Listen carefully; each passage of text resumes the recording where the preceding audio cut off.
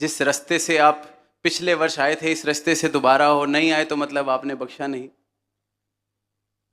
तो दास कभी भी अरदास करे आपके आगे किसी को बख्शने की, तो आप जी अपनी परिभाषा के अनुसार ही बख्शना, और इतनी समझ दास को देना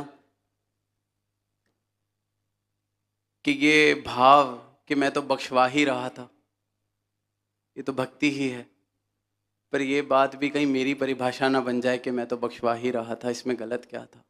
आपका जो ध्यान आप करता है, अपनी परिभाषा मेरी कोई ना हो इस राह पर, तो आनंद है। और ये याद रहे कि मुझे कोई अधिकार नहीं, ना इन्होंने मुझसे कोई सर्टिफिकेट मांगा है। दरगाह में मुझे ये अपने पक्ष में चाहिए, भक्ति ये है। अपनी परिभाषा के अनुसार जो कुछ किया जा रहा है वो भक्ति नहीं।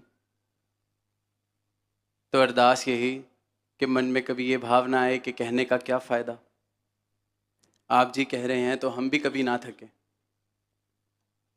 आप ये आशीर्वाद दो, जैसा आप जी का ध्यान है वैसा ही भाव हर एक संत का हो, उसी भाव से सब सेवा करें, उसी भाव से सब सत्संग में आए, उसी भाव से ये भक्ति का आनंद सब माने। अपनी अपनी परिभाषाएं आप सबकी ख़त्म कर दो। जो आप जी का ध्यान, जो आप जी की परिभाषा, सिर्फ और सिर्फ इतनी ही बात रह जाए। कहना बड़ा आसान हो जाता है, विचार ख़त्म हुई, संगत ख़त्म हुई, पीछे कोई मिलेगा कि आज तो आपने रुला दिया। चाहे परिवार में, चाहे जो निकट में है, बड़ा आसान है, आज आपके विचार ने झंझोड़ दिया। तो सतगुरु मनोरंजन के लिए विचारे नहीं करते, फीडबैक लेने के लिए विचारे नहीं करते। सिर्फ ये कह देने से कि आज आपने रूह को हिला दिया, आज आंसू आ गए, आंसू आ रहे हैं, आंसू लेके खड़े हो गए उनके आगे कि आज आपने क्या कह दिया, आज आपने गुरदास की परिभाषा बता दी। तो फीडबैक मैकेनिज्म नहीं है। मेरा जीवन आपके वचनों के अनुसार बन सके, ऐसी कृपा, ऐसी अरदास हम अपने सबके लिए करें।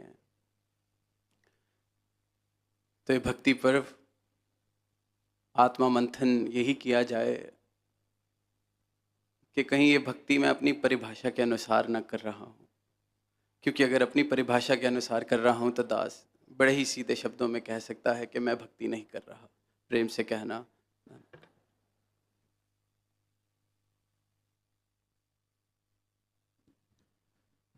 साथ संगत इसी प्रकार